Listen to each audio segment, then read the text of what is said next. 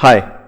So here we have Vimla starts from for office every day at 9 a.m. and reaches exactly on time if she drives at her usual speed of 40, but is late by 6 minutes if she drives at 35 kilometers per hour. Okay, so at two different speeds, the time difference is 6 minutes. One day she covers 2/3 of her distance in 1/3 of her usual time and then stops for 8 minutes.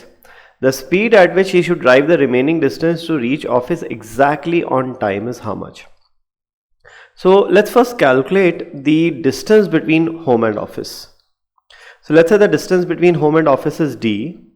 So if she drives at 35 kilometers per hour, the time taken will be d by 35. And if she drives at 40 kilometers per hour, the time taken will be d by 40. And obviously this time will be higher because the speed is slower. So this difference in time taken is 6 minutes. But since we have speed in kilometers per hour and let's say d is in kilometers, so we'll have to convert this minutes into hours. Okay? So this is what we have. So we have 40d minus 35d is 5d upon 35 into 40 is equal to 6 by 60 is 1 by 10.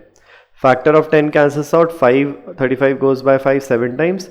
So d is equal to 7 into 4, which is 28 kilometers. So distance between home and office is 28 kilometers. So if this is the distance and his usual speed is 40 kilometers per hour, that means the usual time taken will be distance, which is 28 upon speed, which is 40. So this goes by 4 7 times, this goes by 4 10 times, 7 by 10 hours. 7 by 10 hours is effectively 7 by 10 into 60, which is 42 minutes. So usually it takes him 42 minutes to go from home to office. Now one day what happens is, let's say this is home, this is office. Now one day she covers 2/3 of the distance. 2/3 of the distance, not 2/3 of 28 kilometers. Now this 2/3 of the distance is covered in 1/3 of the time. So 1/3 of 42 minutes will be 14 minutes. So this is covered in 14 minutes. Then she stops for 8 minutes. So what should be the speed for the next part of the journey such that total time taken is same? She reaches office exactly on time. That means total time taken will be usual 42 minutes. So if this is 14 and this is 8, 14 plus 8 is 22 and 42 minus 22 is 20. So the last part of the journey should have been covered in 20 minutes. And what is the distance?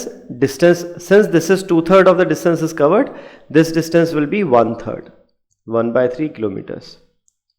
So Vimla needs to cover this many kilometers in 20 minutes. Hence Vimla's new speed will be distance to be covered 28 by 3 divided by time. Since distance is in kilometers and we have to give speed in kilometer per hour, so we'll convert this 20 minutes into hours by dividing with 60.